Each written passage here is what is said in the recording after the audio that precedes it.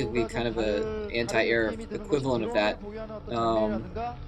So yeah, Hwasin putting a lot of turrets at his expansion, some around his barracks, some around his main, and in the meantime though, Zerg has built up a sizable amount of Milas here. Let's see if he can actually do any harassment there. He picks off an SCV building, looks like a factory there, which is going to delay Hwasin a little bit there. He takes a little bit of turret fire there, but his Marines are not clumped up there. So Zerg able to dance in and pick off a couple Marines. He does lose a Mutalisk too in that little exchange there, and he's left a little bit of an avenue to leave there. So he does keep his Mutalisks at least.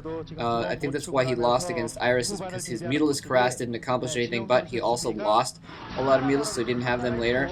Going in and again just trying to pick things off. Trying to pick off the SCV building the factory. He wants to keep that factory from going up as long as possible there. He's doing a decent job of that. It's not going to keep it down for long enough, though. He's getting an evolution chamber down and a den is down. So, and he has another expansion. So he's basically, Zerg, he's trying to do his Mutalisk harass there, picking off another SCV on that factory. And that factory is just taking forever for him to get up. He's picked off like 5. Oh, and finally the factory goes up. Zerg not able to pick off that last SCV in time because he only had like a second left on the build. And that was amazing. That factory basically delayed by a full 30 seconds. But anyways, as I was saying, Zerg kind of going into long-term mode already, getting a Queen's Nest as well, trying to get to those defilers as quickly as possible. We do see he's morphing lurkers already, so he's going to have those lurkers out. So Hwasin has built up a sizable amount of ground forces here, but by the time he gets to Zerg's base, he is going to have actually it's not that sizable, the force that he's moving out at least. So he's going to have those Mutalisks surrounding, and Zerg probably is just going to be able to pick off these forces before they even get to his base, honestly, with those Mutalisks, unless he's careless like he just was and kind of goes in. He didn't even get a shot off on that one, and it looks like he lost a Muta there. But he does have those lurkers and some lings around and everything, so he was able to, excuse me, he's going to be able to hold this back. I was hoping those were on stop mode. July GG, so this is going to go to a third set of tiebreakers. It looks like Hwasin, by the way, sending an SCV up to the top right there to scout, just to make sure that July doesn't have a hidden expansion. He did send that SCV over to the left as well to see if it had a hidden expansion there. I'm not sure if those lings killed that SCV before he saw it. Even if he didn't see that, he's probably going to suspect that that hatchery is there. Because, and wow, so that factory going up, and that was huge that he delayed that factory for so long, because that factory meant that the rest of his tech was able to go up, and Zerg now upgrading to that hive, so both players going for high-tech units here. Zerg going in with a lot of lings and lurkers here. The lings be distracting the Marines. He's able to plant down a lot of lurkers. They're not quite close enough, though, to do a lot of damage. The lings continue to go in, and lurkers running past. If he plants those lurkers, most of his Mutalisks have died here, but they've sucked up the hit points necessary to let those lurkers go in there.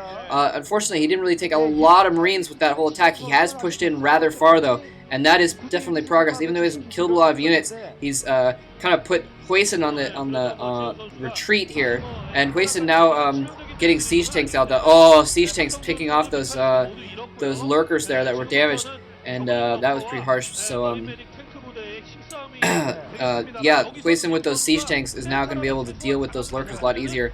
It's a good thing for July that he is getting that quick hive, because he's going to need swarm pretty damn quick, because Hwasin has invested in a few siege tanks, and he's going to have science vessels out soon as well. So he's going to need to start pumping out more units. It is good for him that he does have that fourth base. And Hwasin, Zerg running his units away here. He's kind of getting chased down here. There is a science vessel there, so he's going to be able to spot those lurkers pretty easily. We need to see some scourges out pretty quick, and Zerg needs to kind of keep that science vessels back with scourges if he's going to be able to accomplish anything. A bunch of lings going in here. He sent the lurkers in first. A lot of them are going to get hit here. Some of his lurkers parked way too far back, and they are not actually able to hit anything there. He's going to have to lift them out again and send them in again, but he realizes that was a little bit futile, and he's going to have to pull his lurkers back again there. Zerg now with, I don't think he has any Mutalisks in the air anymore. He does have the Defiler Den up, though, so he's making some Defilers as we speak. He does have Scourges out. to chase down those science vessels. Zerg does have a pretty decent economy here, so I think I'm gonna have to give Zerg the advantage at the moment. He's got 4 bases going on right now. He's got a lot of drones at all of them. Sometimes they'll have a base, but no drones at it. Scourge is going in. The Marines distracted by... Okay, the Marines were distracted by the Lings, but they killed off the Lings, and then were able to kill off the Scourges before they hit the science vessel. Defiler's out. He's got to have Consume coming in right about now. So basically, Zerg now has Swarm. He's got a lot of hatcheries going on here.